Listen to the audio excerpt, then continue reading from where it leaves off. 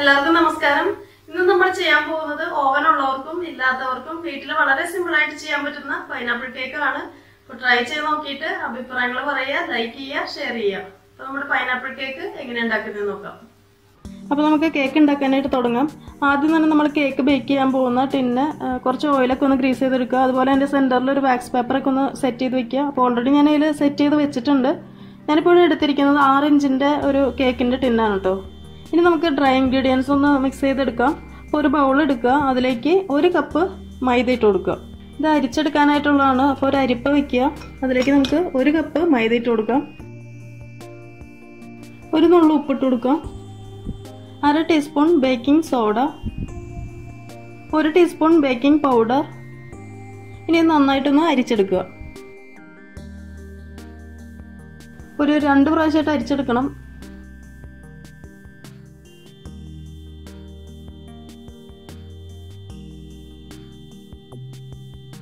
ഇനി നമുക്ക് wet ingredients ഒന്ന് മിക്സ് ചെയ്തെടുക്കാം. അപ്പോൾ അതിനായിട്ട് ഒരു ബൗളിലേക്ക് 1/2 കപ്പ് പാലൊഴിച്ച് കൊടുക്കുക. നോർമൽ പാലാണ്, തിളപ്പിച്ചിട്ടൊന്നുമില്ല. 1/4 cup condensed milk, 1 table spoon vinegar, 1 teaspoon pineapple essence, 1/4 cup vegetable oil. ഇനി നന്നായിട്ടൊന്ന് മിക്സ് ചെയ്തെടുക്കുക.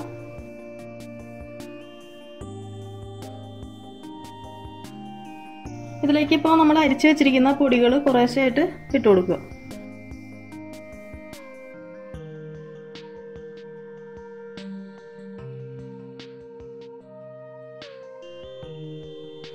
അങ്ങനെ നമ്മുടെ കേക്കിൻ്റെ ബാറ്റർ റെഡി ആയിട്ടുണ്ട്. ഇനി ഇത് നമുക്ക് കേക്കിൻ്റെ ടിന്നിലേക്ക് ഒഴിച്ചു കൊടുക്കാം.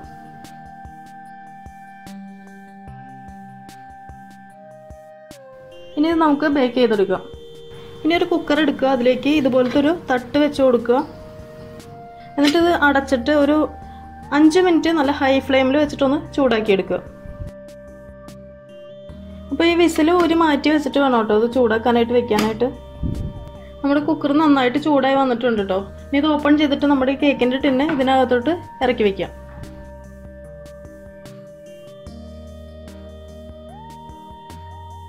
ഇനി വീണ്ടും അടച്ചു വെക്കുക. തീ നന്നായിട്ട് കുറച്ച് വയ്ക്കുക കേട്ടോ, ലോ ഫ്ലെയിമിലേക്ക് മാറ്റുക തീ. ഇനി ഇതൊരു 30 മിനിറ്റ് നമുക്ക് ബേക്ക് ചെയ്തെടുക്കാം. അപ്പോൾ ഒരു 25 മിനിറ്റ് ഒക്കെ ആകുമ്പോൾ നിങ്ങളതൊന്ന് ഓപ്പൺ ചെയ്ത് നോക്കുക. എന്നിട്ടൊരു ടൂത്ത് പിക്കോ അതല്ലെങ്കിൽ ഒരു കത്തിയൊക്കെ ഉപയോഗിച്ചിട്ട് അതൊന്ന് കുത്തി നോക്കുക. അപ്പോൾ ഒരു ഏകദേശം 25 മിനിറ്റ് ഒക്കെ മതി ഇതൊന്ന് ബേക്കായിട്ട് വരാനായിട്ട്. ഈ സെയിം മെത്തേഡ് തന്നെയാണ് കേട്ടോ, നമുക്ക് ഓവനിൽ ചെയ്യാനാണെങ്കിലും ഈ സെയിം മെത്തേഡ് തന്നെയാണ്. അതായത് ഒരു 180 ഡിഗ്രിയിൽ ഒരു 30 മിനിറ്റ് തന്നെ വെച്ചാൽ മതി. അപ്പോൾ ഒരു 25 മിനിറ്റ് ആകുമ്പോൾ നിങ്ങളൊന്ന് ഓപ്പൺ ചെയ്ത് നോക്കുക. ഈ സെയിം തന്നെ ടൂത്ത് പിക്കൊക്കെ വെച്ചിട്ടൊന്ന് കുത്തി നോക്കുക. അപ്പോൾ കേക്ക് റെഡി ആയിട്ടുണ്ടാവും. ഇപ്പോൾ 25 മിനിറ്റ് ആയിട്ടുണ്ട്. നമുക്കിതൊന്ന് ഓപ്പൺ ചെയ്തിട്ട് ഒരു ടൂത്ത് പിക്ക് വെച്ചിട്ട് ഇതൊന്ന് കുത്തി നോക്കാം. ഓക്കെ, നമ്മുടെ കേക്ക് റെഡി ആയിട്ടുണ്ട്. അപ്പോൾ നമുക്കിനി സ്റ്റൗ ഓഫ് ചെയ്യാം. എന്നിട്ട് ഇതൊന്ന് പുറത്തെടുത്ത് വയ്ക്കാം. ഇനി ഇത് നന്നായിട്ടൊന്ന് തണുക്കാൻ അനുവദിക്കുക. അതിനുശേഷം നമുക്കിത് വേറൊരു പാത്രത്തിലേക്ക് മാറ്റാം. ഇനി നമുക്ക് നമ്മുടെ കേക്ക് കട്ട് ചെയ്തിട്ട് അതിൻ്റെ സെൻറ്ററിൽ വെക്കാനായിട്ട് പൈനാപ്പിളിൻ്റെ ഒരു ക്രീം ഉണ്ടാക്കണം. അപ്പോൾ അതിനായിട്ട് ഇതുപോലത്തെ ഒരു 7 റിങ്സ് പൈനാപ്പിൾ ഞാൻ മിക്സിയുടെ ജാറിലിട്ടിട്ട് നന്നായിട്ട് അരച്ചെടുത്തിട്ടുണ്ട്. ഇനി ഈ പൈനാപ്പിൾ ജ്യൂസ് നമുക്കൊരു പാനിലേക്ക് ഒഴിച്ചു കൊടുക്കാം.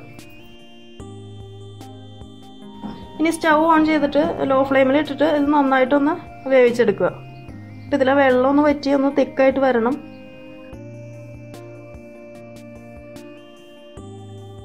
അപ്പോൾ നമ്മുടെ പൈനാപ്പിളിലെ വെള്ളമൊക്കെ വറ്റി വന്നിട്ടുണ്ട് കേട്ടോ. വെള്ളം വറ്റി വന്നാൽ ഒരു 2-3 മിനിറ്റ് കൂടി ഒന്നും കൂടി വെക്കുക കേട്ടോ.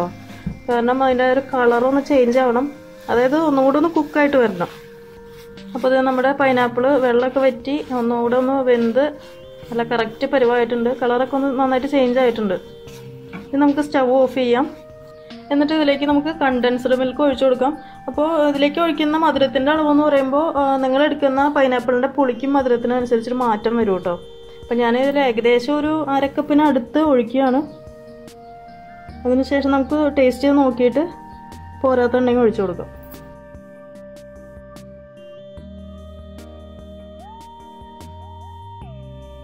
അങ്ങനെ നമ്മുടെ പൈനാപ്പിൾ ക്രീം റെഡി ആയിട്ടുണ്ട്. ഞാൻ ഇതിലിപ്പോൾ ഏകദേശം 1/2 കപ്പ് കണ്ടൻസ്ഡ് മിൽക്ക് ഒഴിച്ചിട്ടുണ്ട് കേട്ടോ. അപ്പോൾ ഞാൻ നേരത്തെ പറഞ്ഞ പോലെ തന്നെ നിങ്ങൾ ചേർക്കുമ്പോൾ ടേസ്റ്റ് ചെയ്ത് നോക്കിയതിന് ശേഷം കുറേശ്ശെ ചേർത്ത് കൊടുത്താൽ മതി. ഞാനിപ്പോൾ ഇതിൻ്റെ ടേസ്റ്റൊക്കെ നോക്കി ഇപ്പോൾ കറക്റ്റ് ആയിട്ടുണ്ട്. ഒരു ചെറിയ പുളിയുണ്ട്, അതുപോലെ തന്നെ നല്ല മധുരമുണ്ട്. ആ ഒരു രീതിക്ക് വേണം ഇതിൻ്റെ ഈ ഒരു ക്രീം റെഡിയാക്കി എടുക്കാനായിട്ട്. അപ്പോൾ നമുക്കിനി ഇതൊരു പാത്രത്തിലേക്ക് മാറ്റി വയ്ക്കാം. ഇനി നമുക്കൊരു ബൗളിലേക്ക് ഒരു 1/4 കപ്പ് ബട്ടർ ഇട്ട് കൊടുക്കാം. ഇനി നന്നായിട്ടൊന്ന് ബീറ്റ് ചെയ്തെടുക്കുക. അപ്പോൾ ബീറ്റർ യൂസ് ചെയ്യണമെന്ന് ഒരു നിർബന്ധമില്ല കേട്ടോ. നമുക്ക് വിസ്കോ അല്ലെങ്കിൽ ഫോർക്കോ വെച്ചിട്ട് നന്നായിട്ട് ബീറ്റ് ചെയ്തെടുക്കാവുന്നേ ഉള്ളൂ. ഈ ബട്ടർ കുറച്ച് നേരം ഒന്ന് പുറത്തെടുത്ത് വെച്ചാൽ മതി, അപ്പോൾ നല്ല സോഫ്റ്റ് ആയിട്ട് വരും. അപ്പോൾ നമുക്ക് ഈസി ആയിട്ട് തന്നെ വിസ്കോ വെച്ചിട്ട് ബീറ്റ് ചെയ്ത് എടുക്കാനായിട്ട് പറ്റും. അപ്പോൾ ഞാനിപ്പോൾ എൻ്റെ കയ്യിൽ ബീറ്റർ ഉള്ളതുകൊണ്ട് ബീറ്റ് ചെയ്ത് എടുക്കണമെന്നേ ഉള്ളൂ.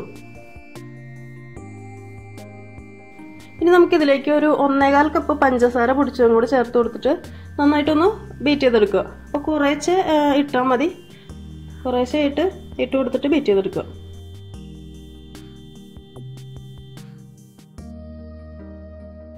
അപ്പോൾ നമ്മുടെ പഞ്ചസാര പകുതിയോളം ഞാൻ ഇതിലിപ്പോൾ മിക്സ് ചെയ്ത് എടുത്തിട്ടുണ്ട്. ഇനിയിപ്പോൾ ബീറ്റ് ചെയ്തെടുക്കാനായിട്ട് പറ്റില്ല കേട്ടോ, കാരണം നന്നായിട്ട് ടൈറ്റായിട്ട് വന്നിട്ടുണ്ട്. ഇനി ഇത് കുഴഞ്ഞ് വരില്ല. അപ്പോൾ നമ്മൾ ഈ സമയത്ത് എന്ത് ചെയ്യണം, ഇതിലേക്ക് 1 ടീസ്പൂൺ പൈനാപ്പിൾ എസൻസ് ചേർത്ത് കൊടുക്കുക. ബാക്കി പാലും ചേർത്ത് കൊടുക്കുക.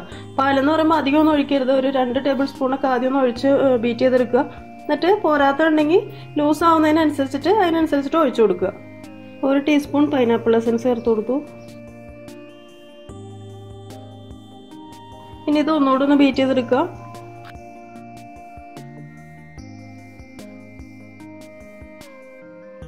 ഒരു ടേബിൾ സ്പൂൺ പാലും കൂടി ഇതിലേക്ക് ഒഴിച്ചു കൊടുക്കുന്നുണ്ട് കേട്ടോ. അപ്പോഴാണ് ഒരു ക്രീമി ലുക്കായിട്ട് വരുള്ളൂ. അപ്പോൾ നമ്മുടെ ക്രീം റെഡി ആയിട്ടുണ്ട് കേട്ടോ. അപ്പോൾ നമ്മുടെ കേക്ക് നന്നായിട്ട് തണുത്ത് വന്നിട്ടുണ്ട് കേട്ടോ. ഇനി നമുക്കിത് പുറത്തെടുത്തിട്ട് 2ആയിട്ടൊന്ന് കട്ട് ചെയ്തെടുക്കാം.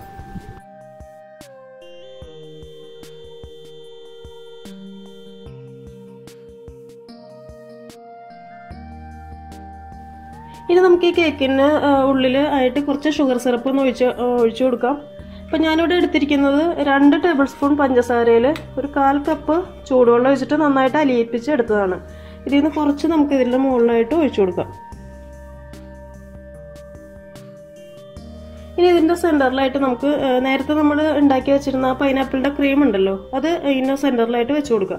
അപ്പോൾ നിങ്ങൾ ഈ പൈനാപ്പിളിൻ്റെ ക്രീം ഉണ്ടാക്കി വെക്കുമ്പോൾ ചിലപ്പോൾ അത് നമ്മൾ ഇതിലേക്ക് വെക്കാൻ പോകുന്നതിന് മുമ്പ് അതായത് കുറച്ച് കട്ടിയായി പോയിട്ടുണ്ടാവും. ചിലപ്പോൾ അങ്ങനെ കട്ടിയായി പോയിട്ടുണ്ടെങ്കിൽ കുറച്ച് പാലൊഴിച്ചിട്ട് ഒന്ന് ലൂസാക്കി എടുത്താൽ മതി കേട്ടോ. ഇതിപ്പോൾ ഞാൻ നേരത്തെ ഉണ്ടാക്കി വെച്ചതാണ്, അതായത് കുറച്ച് ടൈം മുമ്പ്. അപ്പോൾ ഇപ്പോൾ ഇതിലേക്ക് വെക്കാൻ നോക്കുമ്പോൾ നല്ല ടൈറ്റായിട്ടിരിക്കുകയായിരുന്നു. അപ്പോൾ ഞാൻ കുറച്ച് പാലൊഴിച്ചിട്ടൊന്ന് ലൂസാക്കി എടുത്തിട്ടുണ്ട്. ഇതിന് നമുക്ക് ഇതിൻ്റെ സെൻറ്ററിലായിട്ട് വെച്ച് കൊടുക്കാം.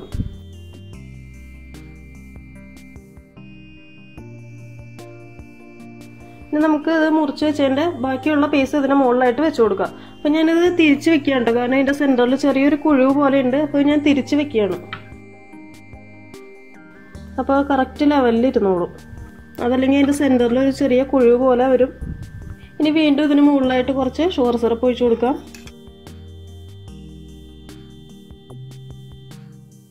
ഇനി ഇതിന് മുകളിലായിട്ട് നമുക്ക് ബട്ടർ ക്രീം വെച്ച് കൊടുക്കാം. ഇത് ഫുള്ള് വെച്ച് കൊടുക്കണ്ട കേട്ടോ, കുറച്ച് വെച്ചാൽ മതി. നമുക്കിത് ഫുള്ള് കവർ ചെയ്തെടുക്കാനായിട്ടുള്ളതാണ്.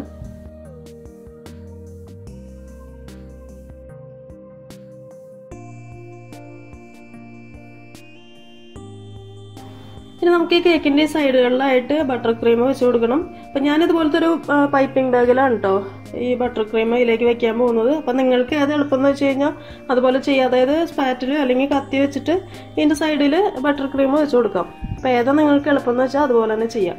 എനിക്ക് ഇച്ചിരി കൂടി ഈസി ആയിട്ട് ചെയ്യാനായിട്ട് തോന്നുന്നത് ഇത് വെച്ചിട്ടാണ് കേട്ടോ.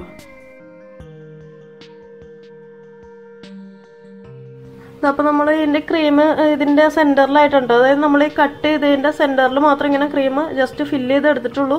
ഇതിൻ്റെ ഈ ഭാഗങ്ങളിലൊക്കെ നിങ്ങൾക്ക് കാണാൻ പറ്റും, അവിടേക്കൊന്നും ക്രീം ഫുള്ളായിട്ട് എത്തിയിട്ടില്ല.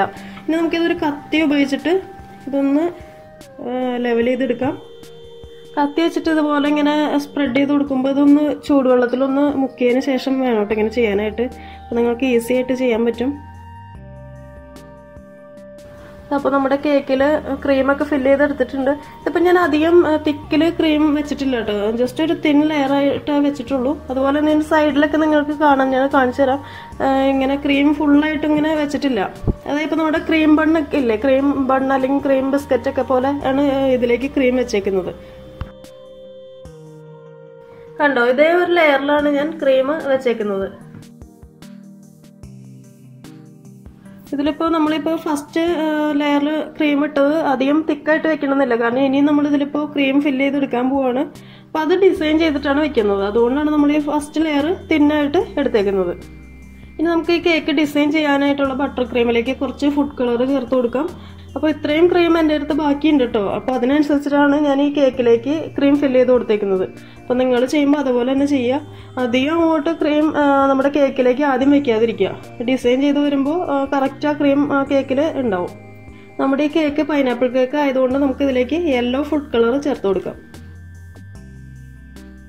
ഇതൊന്ന് മിക്സ് ചെയ്തതിന് ശേഷം ബാക്കിയും കൂടെ ചേർത്ത് കൊടുക്കാം, പോരാത്ത ഉണ്ടെങ്കിൽ കേട്ടോ.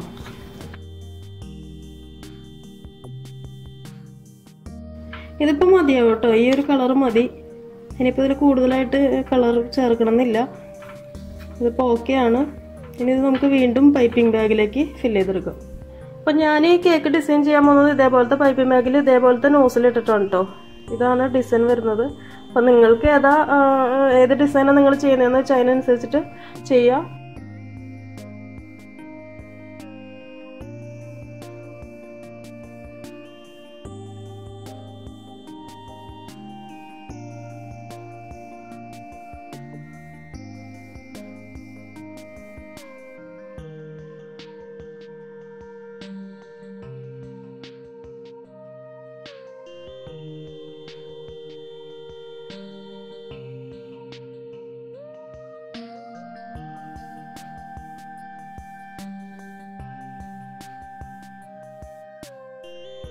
അപ്പോൾ നമ്മുടെ ബട്ടർ ക്രീം ഇതിലേക്ക് ഫുള്ളായിട്ട് ഫില്ല് ചെയ്തെടുത്തിട്ടുണ്ട്. കറക്റ്റായി പോയിട്ടോ എൻ്റെ ക്രീം ഉണ്ട്, കൂടുതലും ഇല്ല കുറവുമില്ല, കറക്റ്റായിട്ട് വന്നായിരുന്നു. അപ്പം നമ്മുടെ ഡെക്കറേഷൻ കഴിഞ്ഞു. അപ്പോൾ നമ്മുടെ പൈനാപ്പിൾ കേക്ക് റെഡി ആയിട്ടുണ്ട് കേട്ടോ. ഇതിൻ്റെ സെൻറ്ററിൽ വേണമെങ്കിൽ നമുക്ക് എന്തെങ്കിലുമൊക്കെ വെച്ച് ഗാർണിഷ് ചെയ്യാം. അതായത് പൈനാപ്പിൾ തന്നെ കട്ട് ചെയ്തിട്ട് ഡിസൈനിൽ വെച്ചാൽ മതി. എൻ്റെ അടുത്ത് ഇപ്പോൾ ഈ ഒരു ചെറി മാത്രമേ ഉള്ളൂ. അപ്പോൾ അതുകൊണ്ട് ചുമ്മാ ഒരു ഗാർണിഷ് പോലൊക്കെ കാണിച്ചിട്ടുണ്ട്. അപ്പോൾ നിങ്ങൾ മസ്റ്റായിട്ടും ട്രൈ ചെയ്ത് നോക്കുക. നിങ്ങൾക്ക് എന്തായാലും ഇഷ്ടപ്പെടും. ട്രൈ ചെയ്തിട്ട് കമൻറ്റും ലൈക്കും ഷെയറും ഒന്നും മറക്കണ്ട. അപ്പോൾ അടുത്ത ദിവസം സിമ്പിളായിട്ട് തന്നെയുള്ള റെസിപ്പി ആയിട്ട് കാണാം. അതുവരേക്കും താങ്ക് യു.